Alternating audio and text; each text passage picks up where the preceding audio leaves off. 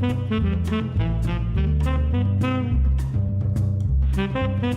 and welcome to the History of Africana Philosophy by G.K. Jeffers and Peter Adamson, brought to you with the support of the King's College London Philosophy Department and the LMU in Munich, online at historyofphilosophy.net. Today's episode, Teacher Taught Me, Julius Nyerere. When Léopold Senghor resigned from the presidency of Senegal in 1980, it was, as we noted in episode 87, a rare event, a peaceful transfer of power, a contrast to the violent coups often seen in Africa's newly independent nations. But on November 5, 1985, another pioneering leader of the post-independence era followed Senghor's example. This was Julius Nyerere, the first president of Tanzania. In an Associated Press report on his decision to step down, Nyerere is described as leaving a mixed legacy. On the positive side, the report tells us, he achieved political stability and some undisputed social achievements. But on the negative side, he could be blamed for a sputtering state-run economy that has made Tanzania one of the world's poorest countries. The report includes some quotations from Nyerere. These show that he was humble enough to recognize that he made mistakes. I'm sure there are certain things with the experience I have now that I would do slightly better. But also that as far as he was concerned, his approach to managing the economy was not a failure. The basic policies of my country I would repeat, exactly repeat. I would still work for a socialist Tanzania, self-reliant, non-aligned, committed to the liberation of Africa, to the unity of Africa. These words and the occasion on which they were spoken provide a useful introduction to the man popularly known as Mwalimu, the Swahili word for teacher. The fact that he relinquished the presidency suggests that he was a leader more concerned with the good of the nation than the preservation of his own power. Certainly that is how Nyerere is widely seen, even by many who would harshly criticize his policies, as a man of integrity who stood by his principles and values. He also wrote and spoke extensively about those principles and values. He's therefore widely viewed as one of the foremost intellectuals among Africa's first generation of post-colonial leaders. Indeed, like Senghor and Kwame Nkrumah, Nyerere is regularly identified as one of Africa's so-called philosopher kings.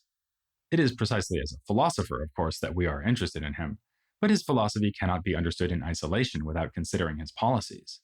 As we've just seen, he steadfastly refused to repudiate the broader aims of those policies: socialism, self-reliance, non-alignment, and the Pan-Africanist goals of the liberation and unification of Africa.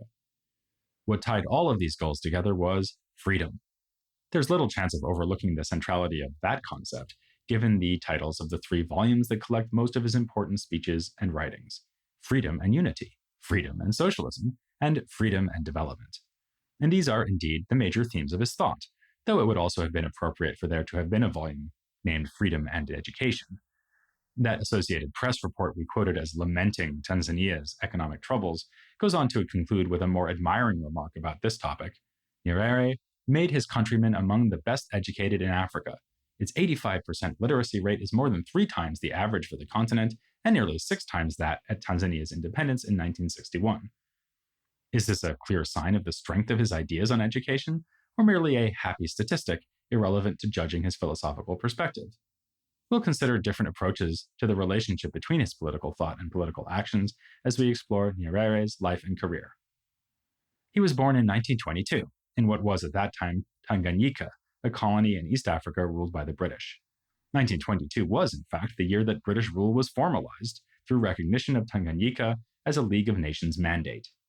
It was subject to this classification because, along with a number of other colonies in Africa, it was previously a German colony until the First World War resulted in Germany's being stripped of its overseas possessions. Nyerere's father had been appointed a chief of the Zanaki people during the time of German rule, and he continued to hold this position under the British. Nyerere himself took to education, as well as to the Catholic Church, which he joined. In fact, Julius was his baptismal name. Previously, he was known as Kambarage, which he came to treat as his middle name. In 1943, he went to Uganda to attend Makerere College, the only institution of higher learning in East Africa at that time. As early as his time at Makerere, he became convinced that African people were naturally socialistic, as he wrote in a letter to the Tanganyika Standard.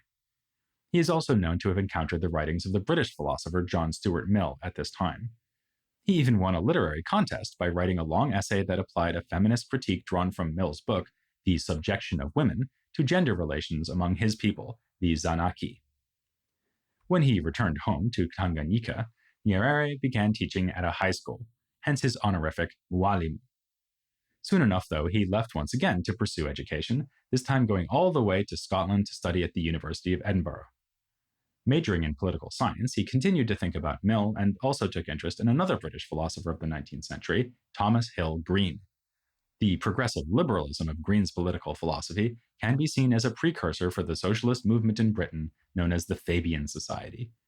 Nyerere got involved with the Fabians while he was in Scotland, a contrast to the Marxist route that brought other African leaders to socialist activism.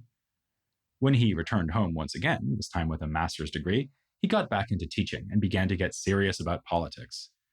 He became the president of the Tanganyika African Association, a pre-existing political organization made up mainly of civil servants. He then led the transformation of this organization into a political party, TANU, the Tanganyika African National Union.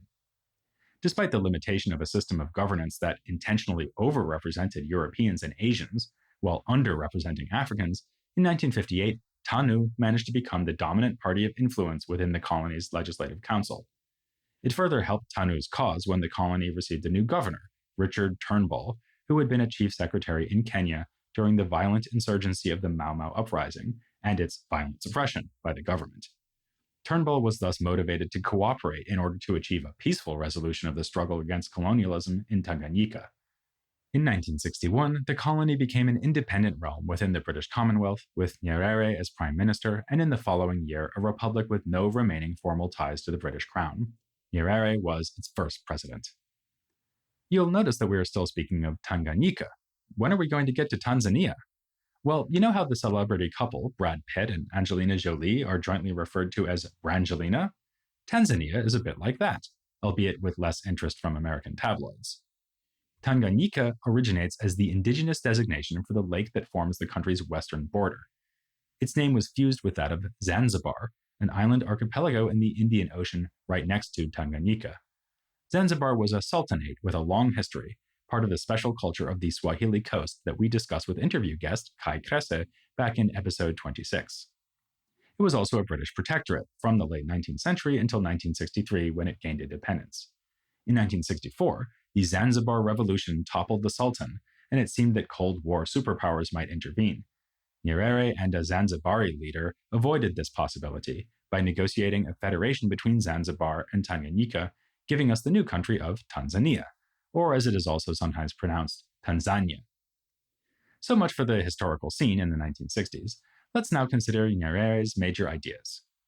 First and foremost, we need to understand ujamaa, most often translated as familyhood in scholarship on Tanzania, because it is an abstract noun made out of the Swahili word for family. We've seen the term before. In episode 111, we noted that Maulana Karenga chose to translate it as cooperative economics, when including it as the fourth of the 7 principles of Kwanzaa. This is precisely because Karenga learned it from Nyerere's economic policy. Nyerere appears to have begun using the term under the influence of Petro Itoze Mariale, a chief of the Chaga people of Tanzania. The word ujamaa appears in his 1947 book in Swahili about Chaga customs. Whatever his source or sources, though, Nyerere very much made this word his own, beginning with one of his most cited works, Ujamaa, the Basis of African Socialism. Published in 1962 as a government pamphlet, it proclaims the foundation and the objective of African socialism to be the extended family. The identification here of family relations as the foundation of African socialism involves calling Africans to view traditional African culture as the source of their socialism, resulting in a rejection of the European path of Marxism. That path is represented as both foreign and ethically unworthy for its celebration of conflict. As Nyerere sees it, European socialist thinking developed in the wake of historical conflict between, first, landed and landless classes, and then between capitalists and the proletariat. As a result, its apostles sanctified the conflict itself into a philosophy. Africans need not and should not see class conflict as the basis for socialism. In fact, Nyerere expresses doubt that there is an equivalent to the word class in any indigenous African languages, boldly stating, "Language describes the ideas of those who speak it, and the idea of class or caste was non-existent in African society." This striking claim for the universal egalitarianism of traditional African societies exemplifies what many have seen as a major problem with Nyerere's thought, namely his reliance on a romanticized fiction of the African past that could not possibly correspond to the diverse realities of pre-colonial African cultures. There can be no doubt that, at least with respect to this claim about class, Nyerere engaged in problematic generalizations concerning African traditions. But to engage in an overgeneralization is not necessarily to rely on a fiction. A few scholars have treated anthropological information about the Zanaki as shedding light on the provenance of Nyerere's ideas about traditional African socioeconomic relations. So even if Zanaki customs are not characteristic of every African ethnic group, defenders of Nyerere can still credit him with rooting his ethical socialism in traditional reality. Though it was published as a government pamphlet intended to educate the population, Ujamaa, the basis of African socialism, is not primarily a statement of policies. It is above all an attempt to encourage the cultivation of certain mental habits among all citizens. Indeed, the pamphlet famously begins with this distinctive framing of its topic: socialism, like democracy, is an attitude of mind. The socialist frame of mind involves caring for others, in a way that excludes the acquisitive project of gaining wealth for its own sake, rather than for the sake of helping others. Nyerere also claims that, in traditional African society, everybody was a worker. This allows him to critique the Marxist emphasis on conflict between workers and employers, which is revealed as a parochial response to specifically European conditions. On the same basis, he condemns those who fail to do their part for the betterment of all by loitering or idling. In general, the pamphlet does not focus on the social structures and activities that would make up a socialist economy, but on describing the communalist virtues that Nyerere associates with being a socialist. His desire for people to see socialism as their birthright through African tradition is, of course, also a concern for the psychological structures that best support socialism. Yet pride in African tradition should never mean privileging one's African identity or any other specific identity to the point that one forgets to be human. The right way to learn from traditional African communalism is to extend a sense of familyhood to the point that it includes the entire globe. This is part of why extended family is not just the foundation, but even the objective of socialism, as he understands it.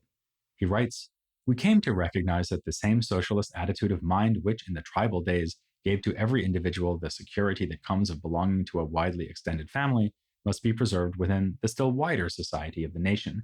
But we should not stop there.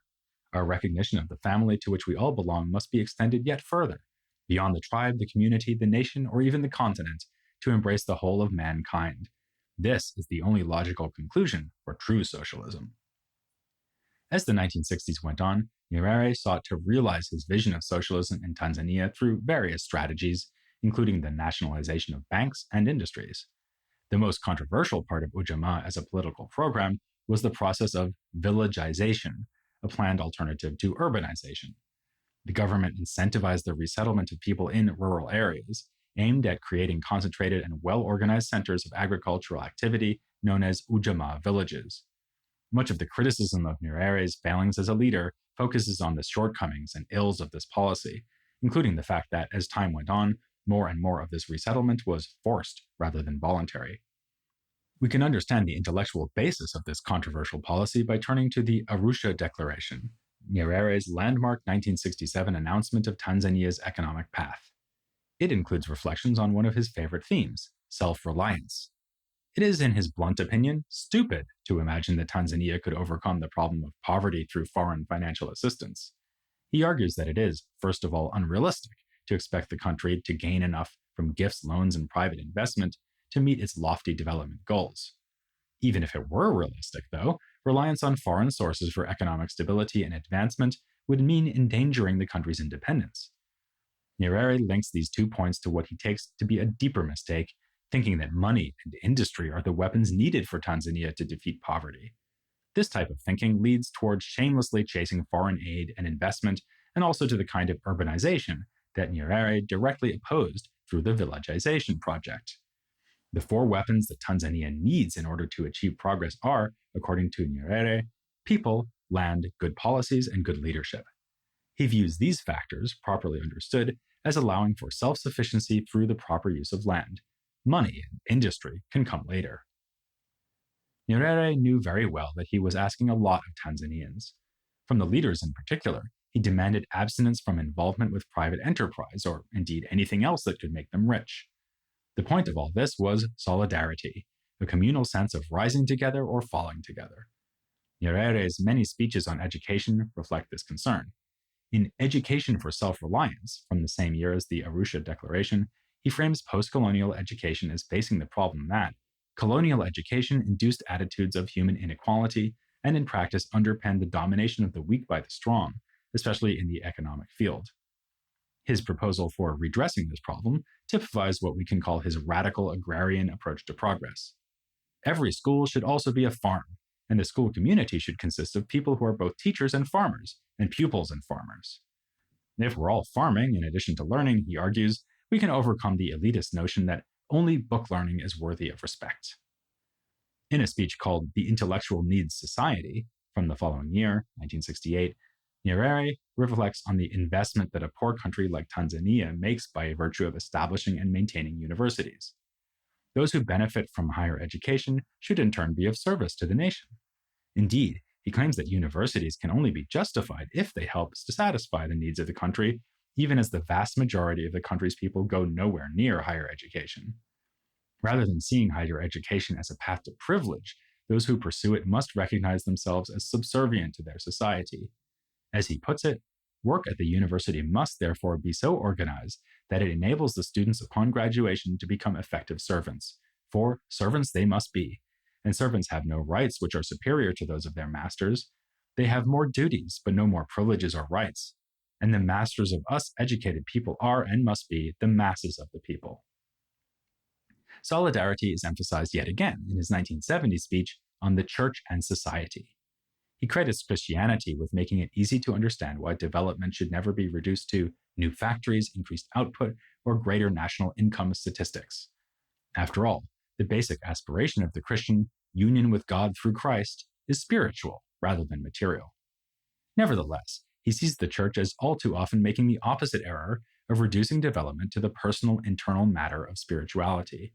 Sounding like Frederick Douglass, or to name someone of his own time, James Cone, Nyerere argues that unless we participate actively in the rebellion against those structures and economic organizations which condemn men to poverty, humiliation, and degradation, then the church will become irrelevant to man, and the Christian religion will degenerate into a set of superstitions accepted by the fearful.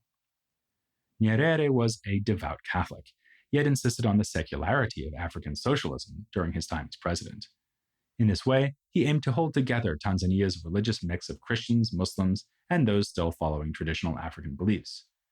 But there is no better example of his impressive achievements with regard to Tanzanian unity than his love for and promotion of the Swahili language. Its status as foremost language of Tanzania is rather unique, as it is an indigenous African tongue that unifies a nation of many ethnicities without being viewed as privileging this or that ethnic group. Nyerere displayed his love for the language by translating important works into Kiswahili, notably two plays by William Shakespeare, Julius Caesar, so that's Julius rendering Julius, and The Merchant of Venice. Nyerere's final major project of translation reminds us once again that he was a political philosopher at heart. He translated Plato's Republic into Swahili. Going beyond religion and ethnicity, Nyerere also worked to transcend divisions along the lines of race. Just after the initial attainment of independence, the TANU was divided over the question of whether non-Africans, that is, Europeans and Asians, the latter being mostly from India, would be granted citizenship. Nyerere's insistence on the principle of equal citizenship regardless of race created so much conflict that he resigned as prime minister. Even after he won the presidency, he was ambivalent about measures like Africanization, that is, the intentional placement of Africans in positions of power previously held by non-Africans. By 1964, he brought that policy to an end. Later on, during the 1970s, he was openly critical of President Idi Amin of Uganda for forcibly expelling Asians. It is rare to find a figure combining so much commitment to both non-racialism and Pan-Africanism. We noted in our episode on The Wretched of the Earth that Fanon's Pan-Africanism was non-racial, but Nyerere was much more invested than Fanon ever was in the significance of the African past and the value of traditional African culture. Famously, during the 1960s, Tanzania also became the home in exile of revolutionary organizations fighting for freedom in southern Africa, particularly Mozambique and South Africa. It also at times hosted Shirley Graham Du Bois, who had continued to live in Ghana after her husband's death in 1963, but had left Ghana after the overthrow of President Nkrumah in 1966. Graham Du Bois was given Tanzanian citizenship and wrote a biography of Nyerere. Even better known than her time in Tanzania, however, is the presence of the great Guyanese intellectual Walter Rodney from 1969 to 1974. It was while he was in Tanzania that Rodney wrote his magnum opus, How Europe Underdeveloped Africa, as we will discuss in a future episode all about him. Nyerere enjoyed close friendly relationships with a number of his fellow pioneering leaders of African countries. A prime example would be Kenneth Kaunda, the first president of independent Zambia, who is often ranked among the philosopher kings of post-colonial Africa for his development of the idea of Zambian humanism. His thoughts and writings can be usefully compared with Nyerere's. There were also notable similarities between the approach to governance Nyerere promoted and that of Milton Obote, president of Uganda until he was overthrown in a coup by Idi Amin. Perhaps unsurprisingly, Obote ended up living in exile in Tanzania. He went back only after the overthrow of Amin, which happened under rather extraordinary circumstances. After managing to pursue independence non-violently, Nyerere found himself having to go to war after Amin tried to annex a piece of Tanzania in 1978. Nyerere's troops eventually took the capital of Uganda, Kampala, sending Amin fleeing to Saudi Arabia. While Nyerere won the war, it was a draining force on an already weak economy. This must be part of the story told when considering the economic hardships of Tanzania in the 1980s and Nyerere's eventual resignation. And yet, during his retirement, he remained a force in Tanzanian politics, even playing a particularly large role in advocating multi-party democracy in the early 1990s. This brings up a paradox of Nyerere's career. Democracy, like socialism and self-reliance, was one of his pet themes, but he ruled Tanzania for the entirety of his time as president as head of the sole party in government. He defended one-party rule in a 1963 speech entitled Democracy and the Party System, arguing with evident sincerity the claim that, where there is one party and that party is identified with the nation as a whole, the foundations of democracy are firmer than they can ever be where you have two or more parties, each representing only a section of the community. It is not only remarkable in itself, but an example of a general shift in political outlook in Africa in the 1990s that he eventually changed his mind and encouraged multi-party elections. Having hosted Nelson Mandela in Tanzania clandestinely back in 1962, Nyerere lived long enough to see Mandela elected as president of South Africa in a democratic election in 1994.